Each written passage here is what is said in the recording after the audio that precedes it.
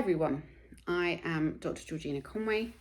I am going to start 2026 with a bit of a new way of doing social media, Substack, and imparting a bit of knowledge and maybe some wisdom into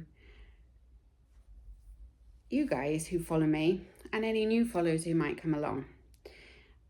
What I'm also hoping to do is gradually, with everything that I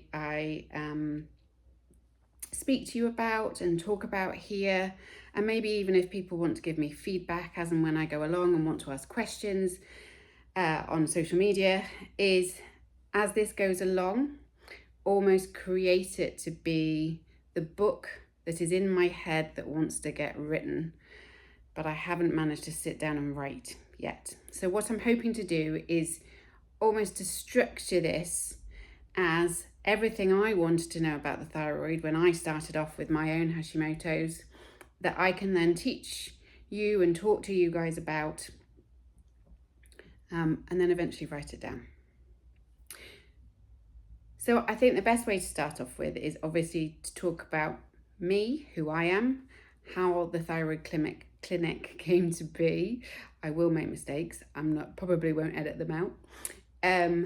How I work, where I work from, and a bit about me and my own Hashimoto's. So let's start with where I am for a start with. So our clinic's based in Bristol, the Thyroid Clinic. It is 100% online. This is where I work. Let me show you quickly. This is the view I have. And then this is my little office. There's some books down there. But this is where, when you're seeing me online over our computers, if we can ever get them to work, this is where I will be sitting when I'm seeing you. I started off the clinic in October 2020. It was just at the beginning of COVID. I had just left a private GP clinic, which was closed during the COVID pandemic, and I was actually working frontline in a hospital. I also did acute medicine for about 8 years, and I was working back frontline in the acute medical unit. After having left my private GP practice, after about sort of 2 or 3 months, a lot of my thyroid patients in particular were getting in touch with me saying, Dr. Conway, you can't leave, we need your help. So at this point, I had maybe 10, maybe 20 patients who were thyroid patients. And I thought, well, I could see what happens. And at that point, the Thyroid Clinic was born. Obviously, it was COVID. Nobody was seeing anybody in real life, so I set it up all online. And luckily, having worked in a private general practice previously, I had made quite a lot of contacts already with labs and pharmacies, and also with Thyroid UK, who are a great source of information. And things went from there. I never expected it to be what it is now. I thought I might do maybe 2 hours a week, and it would be a bit of fun almost on the side where I was helping you guys. But we fast forward 5 years later, and we are now a team of 8, maybe 9, and we have had 2,500 patients through the clinic.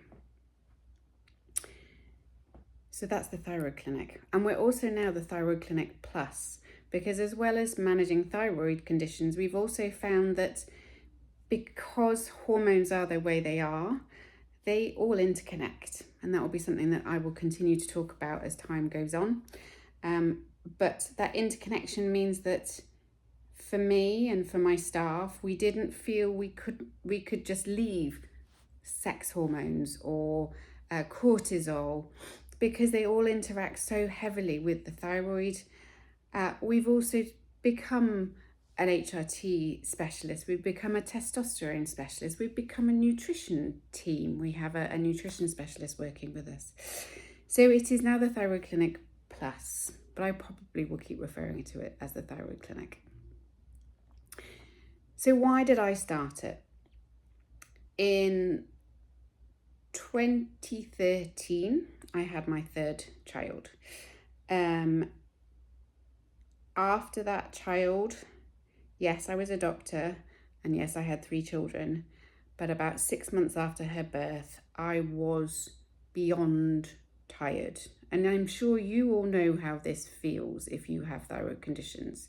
It's a tiredness that you can't quite explain. It's a tiredness, it's not like, oh, I better go to bed, I'm a bit tired, but I'll feel better in the morning if I sleep. It is I am not moving a single muscle more tiredness. It is, I can't be bothered to eat. I can't be bothered to speak. It is bone deep tiredness.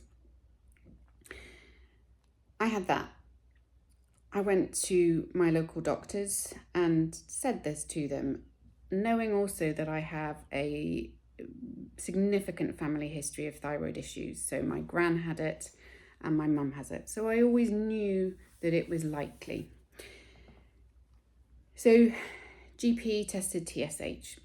Now, I am not anti-NHS.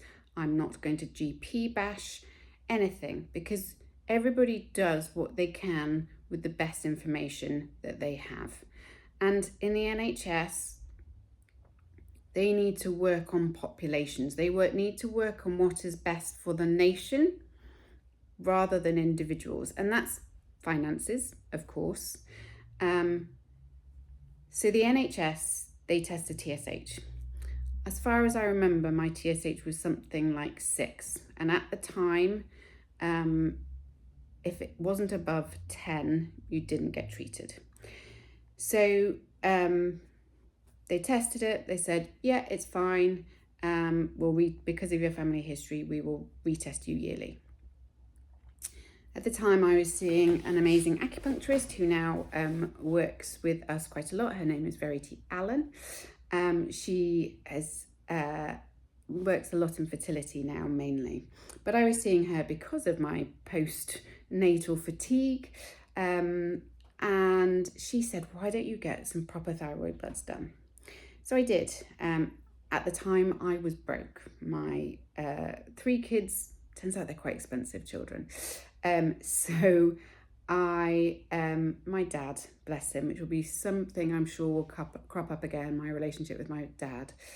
He knew that I hadn't been right for a while, and he paid for my blood test for me.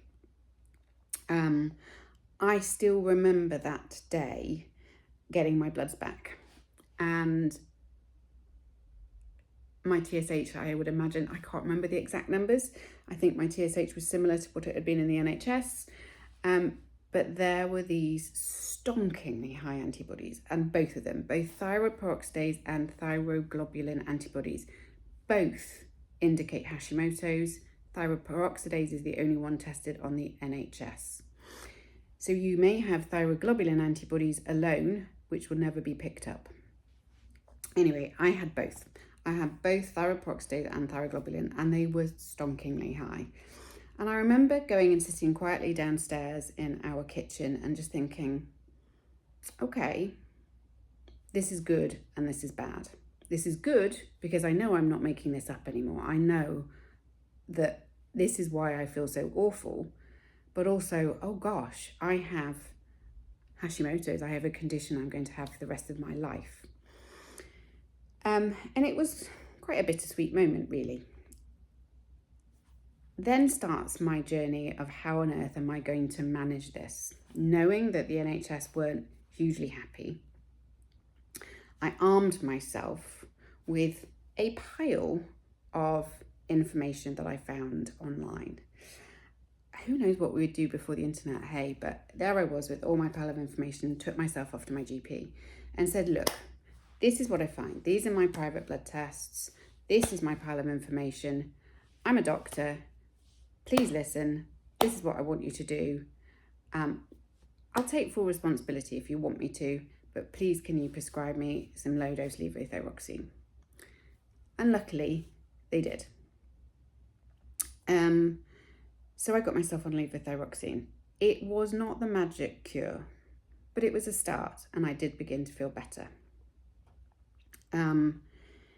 Fast forward maybe about 18 months, and still sort of doing research, and discovered, again, I think it was Thyroid UK, who talked about conversion and how important conversion of T4 to T3 hormone is. Now, bear in mind, I am a doctor. I have done 5 years medical course plus however many years of follow-up exams. We're never really taught this. We're never really taught that the thyroid actually has 5 hormones. We sort of only really are taught about TSH and T4. Just because I've come on to it, let's talk about that. So actually the thyroid produces 5 hormones. TSH is not one of them. TSH stands for thyroid stimulating hormone. It is produced by the pituitary in the brain, and it is a stimulating hormone to make your thyroid work. I will come on to that in more detail. The thyroid itself produces 5 hormones. T4, which is what levothyroxine is, that is like a storage hormone. It is like your fuel for your fire. T3, which is the actual hormone which makes you feel well. It's the thing that you need, it's your fire, your heat. T2, T1, which we don't know huge amounts about, but we think especially T2 influences conversion and affects conversion from T4 to T3. It also affects lipid control. T1 we know even less about, but again, we think it does similar to T2. And the 5th one is something called calcitonin, which is produced by the C cells in the thyroid, and that is to do with calcium and vitamin D.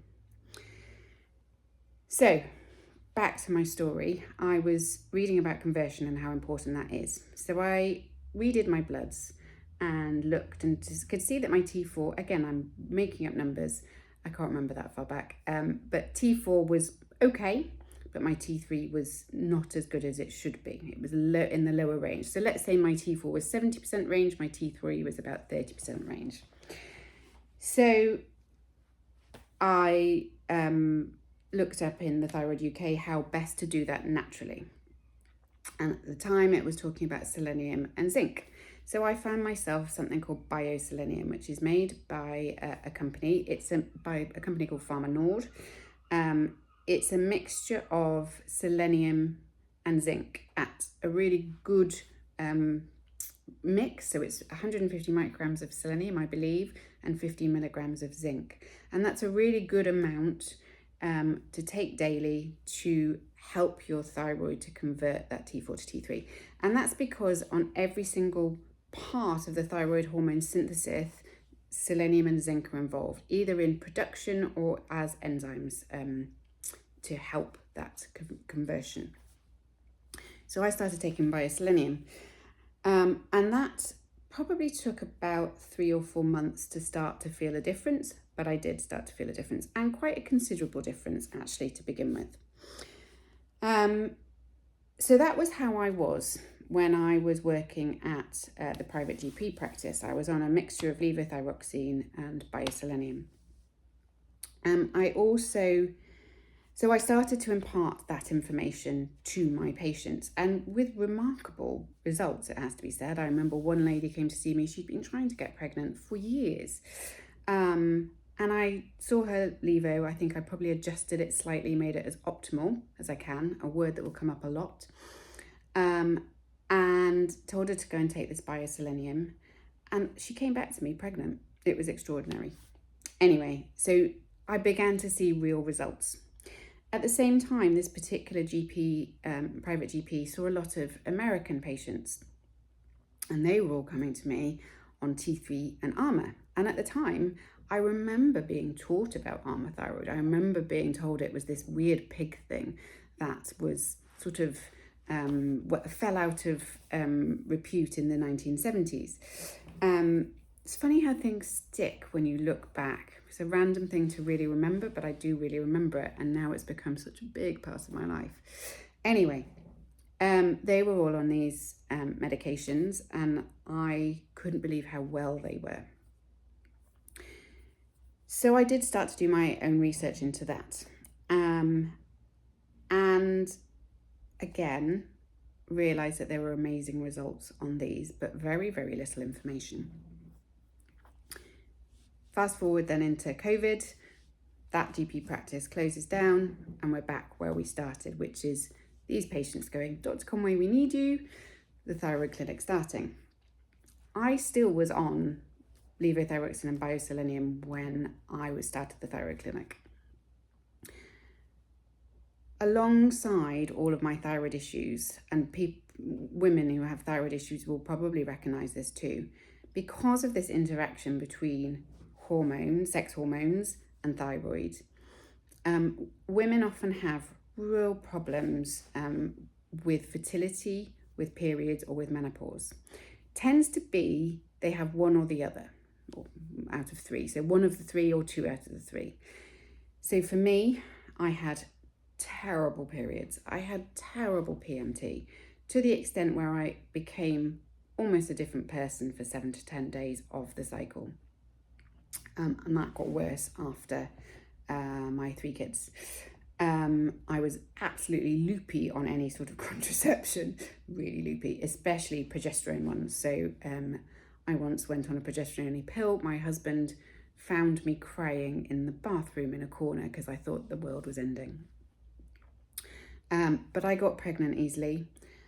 At the time, I hadn't gone through menopause. So my PMT, PMDD, whichever we want to call it, got really, really bad in and around this time. And maybe it was COVID, maybe it was all sorts of other things. Who knows? But eventually I came to a decision with my dad, and I said he'd come back. My dad was the person I used to phone up in floods of tears every month, telling him that the world was ending, and he'd be very quietly, gently say to me, George, is it the time of the month? And I would say, no, it isn't. Of course it isn't. And then the next day my period would come. He was the one who said, you've got to do something about this. You don't want any more children. You've got 3. You've got to do something about this. And again, as far as I remember, bless him, he paid for my private appointments. I went to a private gynecologist, and eventually I must have been, 43. So 5 years ago, it was decided that I would have a hysterectomy and my ovaries taken out, which is called an oophorectomy. So I went through that. Life-changing, it has to be said. Very wobbly on the other side in terms of HRT, just getting it right. It is wobbly. It's difficult to get it right. But once I was stable, it genuinely has changed my life. That doesn't mean it's the right thing for everybody, but for me to be stable and not to be doing this all the time was amazing. After menopause though, and again, this is a really common theme, my conversion rate tanked, even with bioselenium. So I remember seeing my T3 around the 3s, which if you're a patient of mine, you'll know I'll go, oh my goodness, you won't feel well when your T3's in your 3s. It's true. I felt pretty awful. It was difficult to know which was which at the time because I was also trying to sort out my HRT. Anyway, it was at that point that I said, okay, levothyroxine and bioselenium is not going to be enough for me anymore. And I initially tried liothyronine, T3 hormone, on top of my levothyroxine. That for me didn't suit me. I found T3, for want of a better word, really quite harsh. Every time I took it, even after 6 weeks of taking it, it felt like I was having some huge adrenaline, my heart palpitated, etc., sweaty. So I went on to Armour.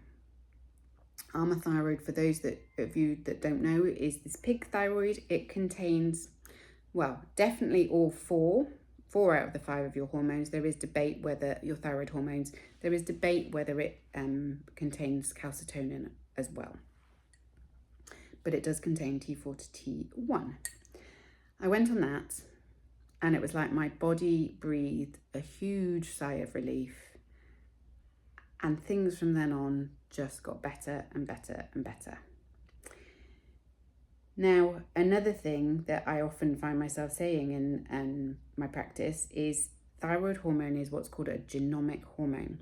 So that means it is literally affecting your cells at a genetic level. It is altering the DNA slowly. So that means it takes 6 to 9 months for almost your whole body to be rebuilt with good thyroid hormone in it, for want of a better way of describing it. So it is not instant. You are not going to instantly feel better when we've got your thyroid hormone right. It will take 6 to 9 months for your body to settle with it and to really feel the benefits. So it probably took me about 9 months to look back on how I was 9 months previous and realize how much better I was.